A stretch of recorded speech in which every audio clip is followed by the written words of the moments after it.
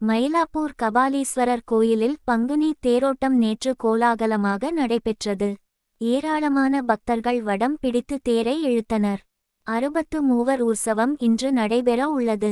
மயிலாப்பூர் கபாலீஸ்வரர் கோயில் மேற்கு திசை நோக்கி அமைந்திருக்கும் சிவாலயங்களில் சிறப்பு வாய்ந்த தலமாகும்.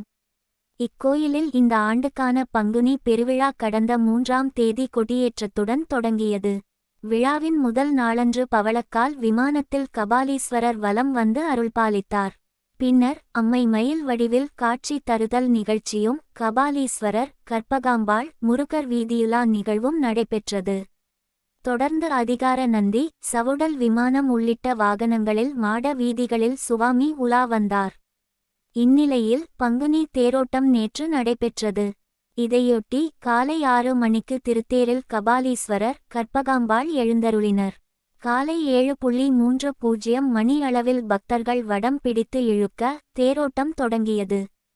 96 அடி உயரம், 300 டன் எடை கொண்ட தேரை ஏராளமான பக்தர்கள் பக்தி பரவசத்துடன் சம்போ மகாதேவா என்ற கோஷத்துடன் வடம் பிடித்து இழுத்தனர்.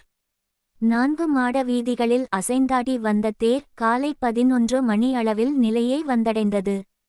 சிவவாத்தியங்கள் முழங்க ஆயிரக்கணக்கான பக்தர்கள் சுவாமியை தரிசனம் செய்தனர்.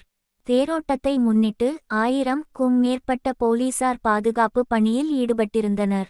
தனியார் அமைப்புகள் மூலம் சாலையோரத்தில் பந்தல்கள் அமைக்கப்பட்டு பக்தர்களுக்கு நீர்மோர், பானகம் வழங்கப்பட்டது.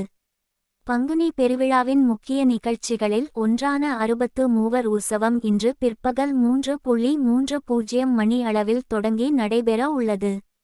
வெள்ளி விமானத்தில் 63 நாயன்மார்களோடு இறைவன் வலம் வரும் காட்சியை காண சென்னை, புறநகர் பகுதிகள் மட்டுமின்றி பல்வேறு மாவட்டங்களில் இருந்தும் ஏராளமான பக்தர்கள் வருவார்கள் என்பதால் சிறப்பான ஏற்பாடுகள் செய்யப்பட்டுள்ளன.